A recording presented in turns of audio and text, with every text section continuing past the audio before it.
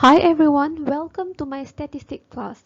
I will be using a textbook with the titles of Statistical Techniques in Business and Economics, written by Lenz et al., 17th edition. I also will be using the slides provided by the textbook with some changes made by me for easy purposes. So in general, the purpose of this course is basically to expose to you the basic statistical techniques and methods and how you want to apply them to help you in making rational decisions. So we will start our class with chapter 1. What is statistics? So this is the overview of this chapter. The first one, you will learn what is statistics and why do you have to learn statistics. The second one, you will be exposed with the types of statistics. You're gonna have descriptive as well as inferential statistics. The third one, you will look at types of variable. We have qualitative and quantitative. So under quantitative, you will also have discrete and continuous. And the last one, you will be learning level of measurement. So you have 4 level of measurement. The first one, you will start with the lowest level of measurement. We call it as nominal. And then ordinal, interval, and the last one or the highest level is ratio. So at the end of this chapter, you should be able to achieve all these 6 learning objectives. The first one, you should be able to explain why the statistics is important in your daily life. Second, you can define the statistics and provide some examples on how you want to apply it in your daily life. Third, you should be able to differentiate between descriptive as well as inferential statistics. You can also classify variable, whether it is qualitative or quantitative, and whether it is discrete or continuous. And you should be able to distinguish between nominal, ordinal, intervals, as well as ratio. And the last one, you should be able to list the values associated with the practice of statistics. So before I explain to you why do you have to study statistics, let me tell you about your data. So data can be divided into two. The first one, we call it as primary data, while the second one, we call it as secondary data. So what are the differences between these two? Primary data is the data that is collected by a researcher himself or by you yourself using methods like survey, interview, or experiment, while secondary data is the data that is collected by someone else and are made readily available for you to use it. It can be in the forms of reports, books, journals, internets, and etc. Okay, so now let's look at the reason why do we have to study statistics. The first reason is that data are collected everywhere, and it requires statistical knowledge to make the information useful. So, for instance, you discovered that the air quality is so polluted. So, this polluted air quality is actually your data. So, by being able to recognize that this is your data, it will inform you to take a rational decision. So, rationally, what will you do? You will wear a mask to protect yourself from being exposed to this unhealthy air condition or air quality, right? So statistics will not only help you in making personal decision, it will also help you in making professional decision. For instance, if let's say you are planning to invest in a particular company, however, due to political instability or perhaps high inflation rate, the probability of making profit might be low for your company. So, by knowing this fact, it will help you to make a professional decision. Let me give you another simple example. Perhaps you want to purchase a smartphone or a laptop. You will definitely ask someone who knows better than you, perhaps your father, your elder brother, or your friends. When you have arrived in the shop, you will not simply purchase it. What will you do? You will compare the price of different phones with different features and quality. You will also go to another shop to make a comparison. Then later, when you are happy with it, you will purchase the smartphone or the laptop, right? So in summary, we can conclude that statistics will help you to make a more effective personal as well as professional decision. What is meant by statistics? Many people think that it is just a number, but in reality, it is more than just a number. It is the science of collecting your data, organizing it, presenting it, analyzing it, and interpreting your data to assist you in making more effective decisions. Okay, for example, you are given an assignment by your lecturer to find out what is the hobby of economic students. So, you want to collect your data, right? You have to conduct a survey and ask the students what are their hobbies. But then, after collecting your data, perhaps you may notice that there are engineering as well as architecture students in your data. So what you have to do, you have to take them out because your main concern is only to study the economic students.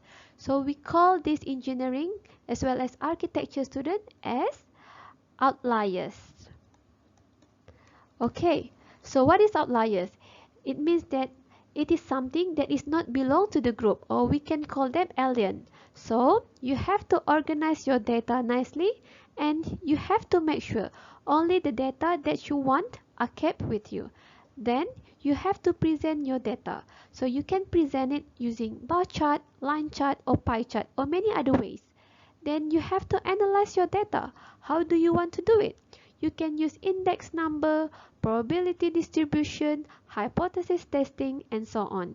And last, you have to interpret your data. Let's get back to our original example. You want to study the hobby of economic students, but then somehow you discovered that most of the girls in the university love sleeping, while most of the boys may love playing games. Don't be surprised because hobby is the activity that you will do during your free times or leisure time. But then, despite their so-called unproductive hobbies, their CGPA or grades are actually excellent. So how can you interpret your result? Well, you can say that they are just a very smart students because although they may seem to be lazy, but they can understand everything easily, right? Types of statistics. There are two types of statistics. The first one we call it descriptive statistics, while the second one is called as inferential statistics. So in this slide, I will only focusing on the descriptive statistics. So what is descriptive statistics? Descriptive statistic is from the root words describe. It means that you are describing something. So in this case, you want to describe your data in a simple way so that it is easy for everyone to understand it. For instance, you have 100 students in your statistic class. You can tell everyone or your friends that you have 100 students in your class. But your story, your description might sound so boring. In fact, you can describe your data in an interesting way or in a form that is easy for everyone to understand it. You can say, well, only 10% of the students in my class are male and the remaining are female. Or you can also say that 1/10 of the students in my class is actually male and majority of them is female. So by telling this shocking information, it will trigger your audience or your friends to ask you more questions because your story becomes so interesting that they want to ask you more. Okay? So before I explain to you the inferential statistics, you have to know what are population as well as sample because these two terms will help you to understand the inferential statistics. Population is the entire set of individual or objects that you are interested to study. Okay, for instance, you want to study the living standards of Malaysian. So your population is the whole or the entire Malaysian. Okay, but population is not only restricted to human being, it can also refer to objects or animals. Perhaps you want to study the populations of tables or car produced by a particular company. While a sample is just part of the population that you are interested to study. Okay? Since you have learned about population and sample, it is easy for me to explain the inferential statistics. So in reality, it is almost impossible for you to study the whole population. For instance, if we talk about the whole Malaysian as our population, it is very hard for us to reach everyone because it is time consuming for you to study the whole thing. If you want to do a study, you may want to do it in a few months, but if you want to study the whole Malaysian, it will take a few years perhaps for you to do a study. And the cost of reaching everyone is also very expensive. That is why it is easy for you to use your sample to estimate the characteristics of your population, right? You can also make decision making based on a limited set of data or using your sample. So another simple example is that if let's say you want to study the hobby of IIUM students, so definitely the whole IIUM students is your population. But you are given only 1 semester or 4 months to do your study. Is it sufficient for you? Well, it is perhaps very hard for you to do the study, right? Because you may not be able to contact everyone or all of the students given this limited time. So, what you will do is that you will just take or select some of the IIUM students. Perhaps you can select 10 economic students, 10 IRK students, 10 from engineering to represent your population. So basically, you can actually use this sample to estimate the characteristics of your population. It can also save a lot of your time and money as well. Okay? Types of variable. There are basically two types of variable, qualitative and quantitative. So how can you differentiate between these two variables? It is very easy because qualitative has nothing to do with the number. For instance, you have gender, male or female. State of birth, you can have Selangor, Kedah, Pahang, and so on. You can also talk about countries. We can have Malaysia, Thailand, Singapore, and so on. Eye color, you can have black, blue, and other things as well. You can also think about the subjects that you are taking this semester. Perhaps you have statistics, business math, accounting, and so on. So how about quantitative variable? So quantitative is from the root word quantify. So you want to quantify something. So for instance, when you talk about the balance in your checking account, so what is your balance? Perhaps 10 ringgits or 5 ringgits. The life of a car battery or your phone battery, perhaps it is 10%, 90%, and so on. You can also quantify the number of people employed by a company. So how many people? Perhaps 1%, 2, 3, 5, and so on. Okay? Quantitative variable can be discrete or continuous. So discrete variable are the result of counting. So you count 1%, 2%, 3%, and so on. It has gaps between its value. For instance, from 1% you jump to 2% and then you jump to 3%. So you can see the space between the number. You cannot have 1.1% or 1.2%, right? So other examples of discrete variables are like the number of bedroom in your house, the number of students in your class, and so on. Okay, while continuous variable are the result of measuring. You can measure your height, you can measure your weight, right?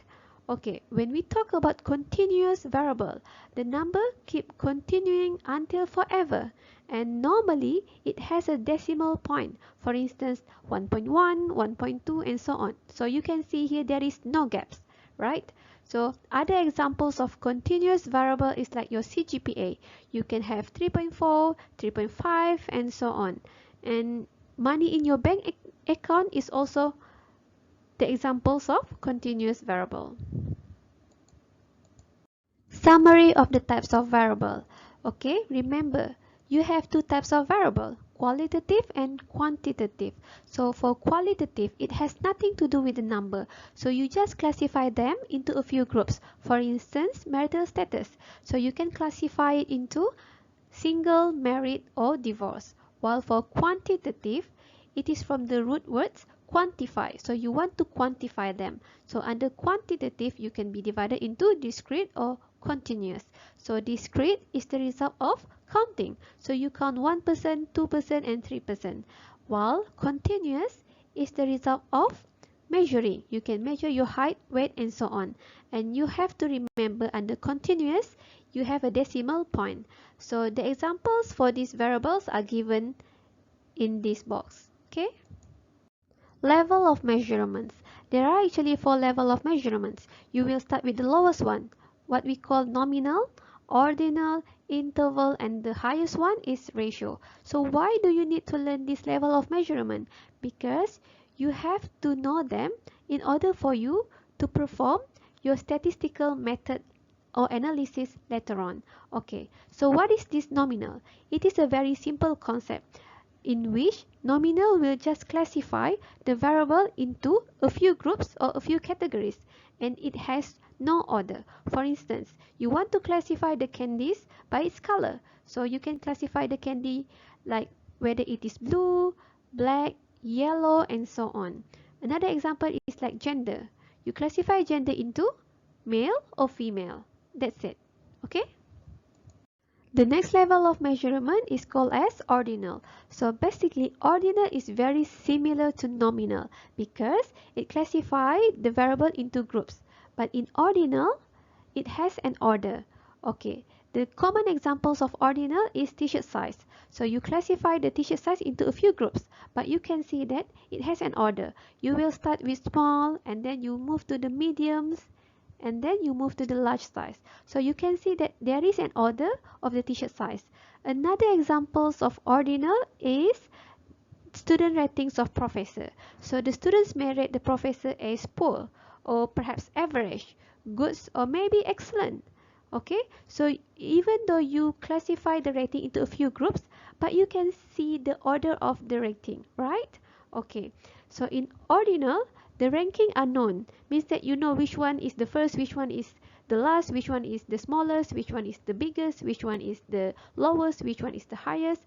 But the magnitudes or the value of the difference between the groups are unknown. Okay, what does it mean? It means that when you rate your professor as poor, how much is poor? What do you mean by poor? You just rate it as it is. You don't know the value or the magnitudes of the poor. Okay, if you rate your professor as excellent, so how much value when you said that your professor is excellent? So you don't know the value. You just say that, well, my professor is excellent in teaching. So you know that excellence means the highest ranking, but you don't know the magnitudes of that excellent. Okay, so after ordinal, we will have interval data. So interval has all the characteristics of ordinal data, plus the differences between the values are meaningful. So what does it mean?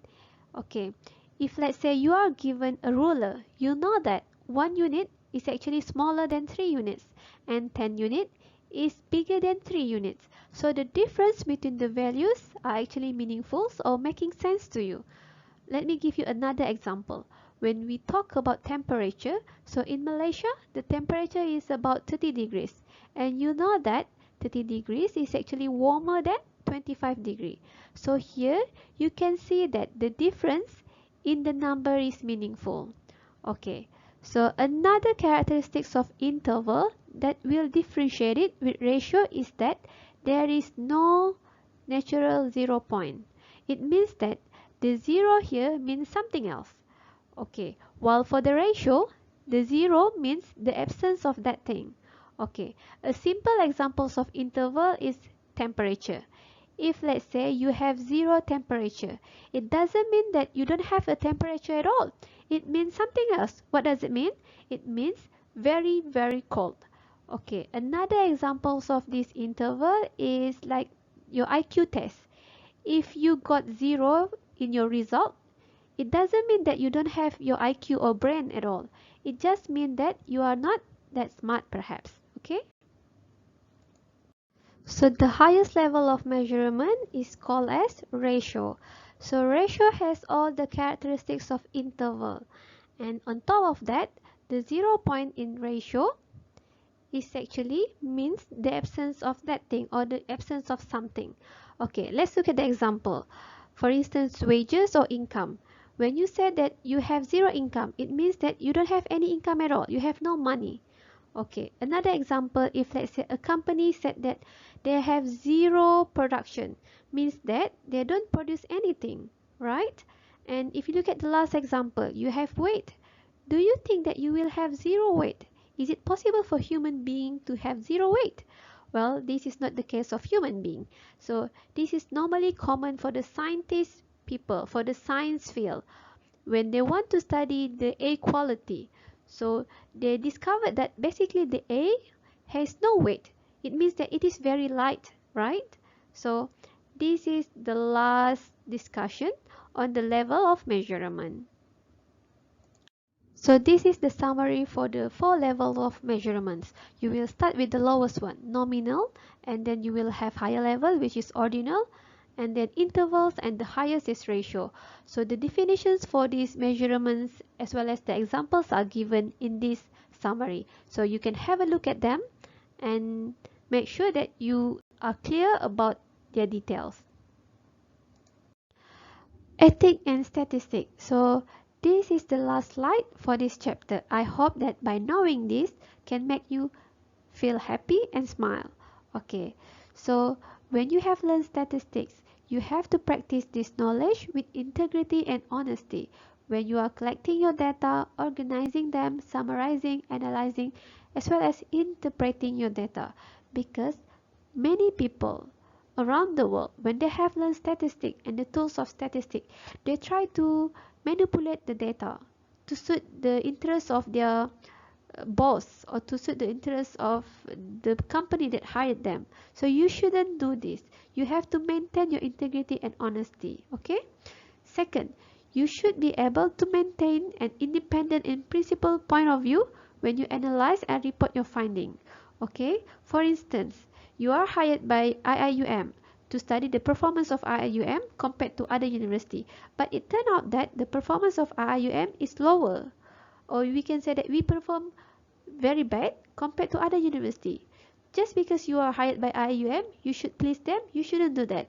So the best way is just tell them this is the finding, that you perform very bad, but later on you just come out with the suggestion how to improve their performance rather than changing and manipulating the data to increase the performance and to please those who are hiring you. So you shouldn't do that.